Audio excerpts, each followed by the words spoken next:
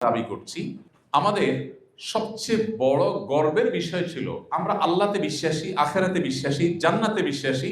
আমার কাছে দুনিয়ার মোহ তো খুব বেশি একটা আমাকে দুর্বল করতে পারার কথা না। দুনিয়ার সব কিছু যদি আমাকে দিয়ে দেওয়া হয়, আমি জানি এখানকার কোনো প্রাপ্তির নিশ্চয়তা নাই, তৃপ্তির স্থায়িত্ব নেই, কোনো প্রাপ্তির নিশ্চয়তা নাই। আমি সুখী হব কোনো গ্যারান্টি আছে? আমি পৃথিবীর সবচেয়ে বড় পাওয়ারের মালিক হয়ে গেলাম, সবচেয়ে বেশি অ্যাসেটের মালিক হয়ে গেলাম, তাতে কি আমার সুখের গ্যারান্টি আছে? নেই। হতে পারে অন্য কোনো দুঃখ হবে, ফিজিক্যালি আমি অন্য কোনো অসুস্থ হয়ে যাবে, ক্যান্সার হয়ে যাবে, অন্য কিছু হয়ে যাবে। তাহলে এখানকার শান্তি প্রাপ্তির কোনো নিশ্চয়তা নেই। আর যদি আমি পেয়েও যাই, ঠিক আছে, সবকিছু আমি এনজয় করছি, গুড, এটার তৃপ্তির কোনো স্থায়িত্ব নাই।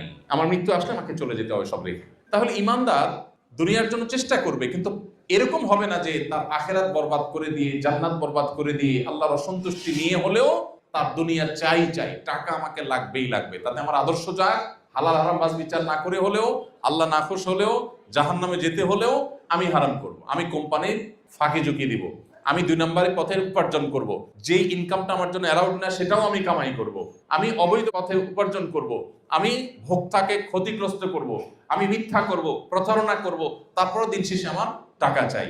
এর নাম হলো দুনিয়ার মোহ। আর এর বিপরীতটা হলো কি? দুনিয়া অবশ্যই চাই। আল্লাহ বলেছেন ওয়ালা তানসা নাসিবাকা মিনাদ দুনিয়া, তুমি পৃথিবীতে বসবাস করতে হলে পৃথিবী তোমার লাগবে, সো তুমি সেটাকে ভুলে একেবারে সন্ন্যাসী হয়ে যেতে তোমাকে ইসলাম বলেনি। ইসলাম সেই ধর্ম, আল্লাহ কোরআনে বলেছেন রুহবানিয়াতান ইবতাদাউহা, বৈরাগ্যতা, এটা খ্রিস্টান ধর্মের লোকেরা যখন প্রথম এটা তারা শুরু করে, আল্লাহ ডিসকারেজ করেছেন যে না, মা কাতাবাল্লাহু লাকুম, আল্লাহ তাআলা তোমাদেরকে বৈরাগী হতে বলেননি, বরং আল্লাহ বলেছেন ফাইদা কুদিয়াতিস সালাহ ফান্তাশিরু ফিল আরদ, নামাজ শেষ হয়ে গেছে, বের হও, ওয়াবতাগু মিন ফাদলিল্লাহ, বের হয়ে উপার্জন করো। ফ্যামিলির মুখে যে খাবারটা তুলে দিবে, তাদের জন্য যে মান্থলি ইনকামটা করে নিয়ে আসবে, এটার কারণে তুমি আল্লাহর কাছে সওয়াব পাবে, এটা তোমার ইবাদত। সো ইসলাম আমাদেরকে বৈরাগী হতে বলে না। আমাদের ব্যবসা বাণিজ্য থাকবে, আমাদের কর্পোরেট জগতের কার্যক্রম থাকবে, কিন্তু এগুলো কোনোটি যেন আল্লাহর নির্দেশের উপরে উঠে না যায়। আমার যদি কখনো অপশন আসে, আমি হয় আমার পার্থিব স্বার্থকে সামনে রাখবো, আর না হয় আল্লাহর নির্দেশকে সামনে রাখবো। অ্যাজ এ মুসলমান, যেহেতু পার্থিব স্বার্থ সামনে রাখলে আমি যা পাবো সেটা খুবই সীমিত, আর আল্লাহ আখিরাত সম্পর্কে কোরআনে বলেছেন ওয়াল আখিরাতু খায়রুন ওয়া আবকা, আখিরাত হলো সবচেয়ে ভালো এবং অনন্তকালের, অতএব আমি সেটাকে প্রায়োরিটি দিব। ব্যাস, এটা হলো ইমানদার।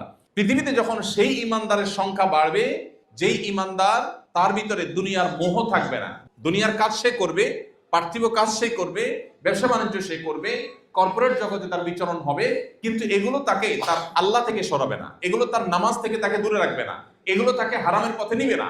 এই জায়গাটা যদি মুসলমান এনশিওর করতে পারে, তাহলে সেই 1450 বছর আগে মুসলমান যেভাবে পৃথিবীকে শাসন করেছে, আজও মুসলিম আবার সেই সম্মান, সেই গৌরব, সে হারানো ঐতিহ্য, সে মর্যাদা আবারও ফিরে পেতে পারে। আর যদি মুসলমান নামকা অস্তে মুসলমান হয়, যে মুসলমান জুমা পড়ে 5 ওয়াক্তের খবর নাই, 2-4 ওয়াক্ত পড়ে বাকিগুলোর খবর নাই, নামাজ পড়ে ঠিকই 5 ওয়াক্ত, কিন্তু হালাল